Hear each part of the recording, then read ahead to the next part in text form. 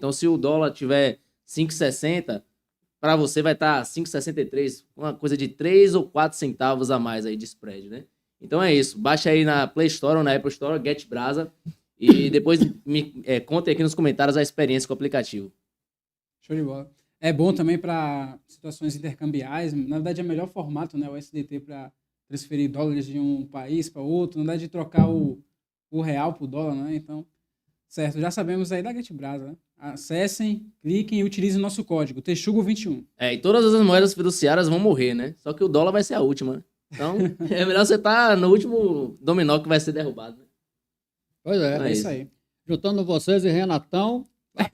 É ou não é? Vai acabar o estado, é ou não é? Tem ele aqui. Assim, o Estado ele é um composto de pessoas com interesses próprios, né? Então, Sim.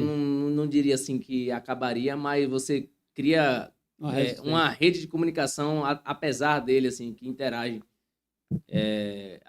Mas eu acho que deixar de existir é algo muito difícil, porque é algo inerente ao ser humano, assim. Eles se juntam, eles se reorganizam, eles criam políticas próprias e de interesse próprio. Eu considero muito o Renato e as ideias dele, para mim, são brilhantes. Não tenho nada, absolutamente nada contra, até porque não tenho competência para contestar ele. Eu acho complicado eu ir de encontro ao Estado se eu estou vivendo nessa sociedade. Quer dizer, como é que eu posso me apartar, de fato, de toda essa hegemonia de controle do Estado? É um negócio meio complicado para mim entender. Mas... Eu não gosto nem de negócio de ir contra o Estado, é ir ao contrário do Estado. Tipo assim, ir contra você ir de frente, né? Mas, tipo, eu prefiro ir pro outro lado. O Estado tá vindo, eu vou para lá. Mas eu busco me afastar. Acontece quando ele controla tanto. Sim. É hegemônico. Quando você tenta essas fugas, ele vai de alguma forma lhe buscar, ele vai lhe controlar. Quer dizer, eu tenho, uma busca incessante, né? Sempre foi assim. Eu tenho dificuldade de entender como é que eu me aparto ou me livro disso. Né? Sim. E aí eu concordo que, de fato, o Estado ele explora, ele controla absurdamente, mas eu concordo que se eu me afastar demais disso, eu também não consigo viver bem na sociedade. Eu estou sujeito a isso, a essas regras. Né? Sim. Então, se vem cá, Renato, a gente está falando de Renato Trezetão aqui, ele foi seu estudante, não foi? Renato é uma figura. Renato eu conheço muito, respeito muito. Eu conheci Renato novo. Eu já contei essa história uma porrada de vezes, mas o pessoal insiste em Renato. E, de fato, ele é um cara hoje de grande relevância. E dá cortes bons, né? Não dá. Eu acho o Renato fantástico. Eu sempre achei, né? Não é agora. Eu era professor da Católica da Federação. Sim. E lá eu tinha um aluno que era um cara muito estudioso. Sempre você encontra na turma um cara assim que se destaca. E esse cara era colega amiguíssimo de Renato. Renato fazia direito nessa época. E aí esse menino me apresenta a Renato. Levou ele lá na Católica, me apresentou. E eu fiquei entusiasmado, porque ele foi levado, porque eu estava discutindo umas teorias sistêmicas e algumas hipóteses de explicar a ciência moderna, um tal de Edgar Morin, que estava na época muito famoso, que era o tal da teoria da complexidade, enfim, são conversas de ciência.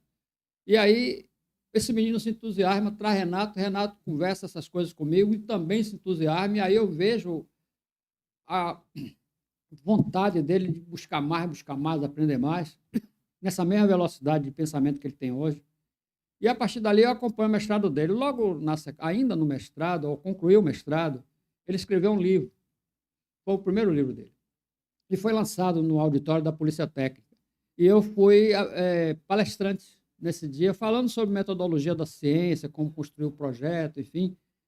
E aí eu tenho uma proximidade muito grande com ele, né? A partir dali, ele vai fazer o mestrado, e quando foi fazer o mestrado, ele se vinculou a mim para que orientasse melhor esse aspecto metodológico e a indicação de alguns autores para construir o referencial teórico. O orientador dele era Edivaldo Boaventura, que também era muito meu amigo e que foi meu orientador no meu doutorado. Então, havia uma certa inter-relação de amizade entre ele, o orientador dele.